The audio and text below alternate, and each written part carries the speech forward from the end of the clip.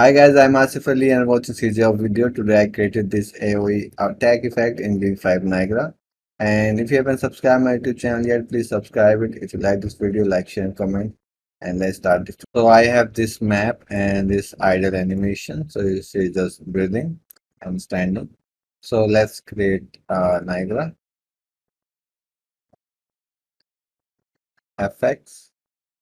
And the first emitter will be beam. Okay. So you can also use the actual beam from here, or you can use a slender mesh. So you can use any. Okay, so let's use a slender for now. So I have a mesh and slender like this. Let me check the pivot of the slender